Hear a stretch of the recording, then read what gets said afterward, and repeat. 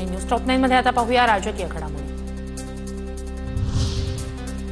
डोंबिवलीतील पलावा पुलाचं काम रखडल्यानं ठाकरेंची शिवसेना आणि मनसेचं एकत्र आंदोलन। शिवसेना मनसे पक्षाचा विजय असो, दोन्ही पक्षाच्या कार्यकर्त्यांची घोषणाबाजी। 20+0 या नांदीचा फरक पडणार नाही। राज ठाकरे उद्धव ठाकरे एकत्र येण्याच्या चर्चांवर नारायण राणेंचा पुन्हा टोला। तर 20+1 लागून 200चा आकडाही होऊ शकतो, दानवेंचं प्रत्युत्तर। मला माहिती नाही दोन्ही पवार कधी एकत्र येणार, या पत्रकारांच्या प्रश्नावर शरद पवारांचं उत्तर। साहेब, गेल्या काही दिवसापासून सातत्याने चर्चा होती की दोन्ही राष्ट्रवादी एकत्र येणार, त्या संदर्भात दोन्ही पवार एकत्र येणार ही फक्त चर्चा, वरिष्ठांनी याबाबत काहीही सांगितलेलं नाही, रोहित पवारांची प्रतिक्रिया।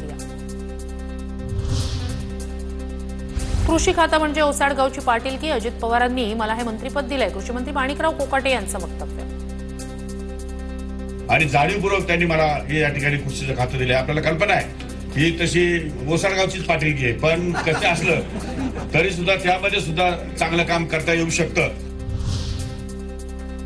शेतकऱ्यांच्या जखमेवर मीठ चोळल्यासारखी वक्तव्य करू नये, याबाबत अजित पवारच निर्णय घेतील। कोकाटेंच्या वक्तव्यानंतर चंद्रशेखर बावनकुळे यांची प्रतिक्रिया। शेतकऱ्याच्या जखमेवरचं मीठ चोळलं जाईल किंवा समाजाला वाईट वाटेल असं कुठलंही वर्तन मंत्र्याकडून अपेक्षित नाही, अशा सूचना आम्हा सर्वांना दिलेल्या आहेत। आता कोकाटेजीबद्दल जे काही बोलले आहेत ते अजितदादा त्याचा विचार करतात। मंत्री झाल्यावर जास्त बोलायचं नसतं, राधाकृष्ण विखे पाटील यांचा कोकाटेंना सल्ला। माणिकराव कोकाटे मोकळ्या स्वभावाचे, कोकाटेंच्या मनात काही नसतं, ते पटकळपणे बोलतात, विखे पाटील यांचं वक्तव्य। माणिकराव माझे मित्र आहेत, त्यांना मनात काही नसतं बिचाऱ्यांच्या, तर ते थोडा पहिल्यापासून फटकळ बोलण्याची सवय आहे। मी सल्ला दिलाय माणिकरावांना की मंत्री झाल्यानंतर बोलायचं नसतं।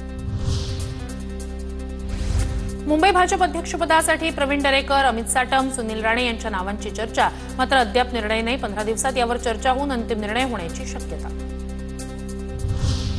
पीक नुकसान भरपाईच्या मदत रकमेत कपात, 3 ऐवजी 2 हेक्टरपर्यंतच मदत मिळणार, राज्य सरकारचा निर्णय।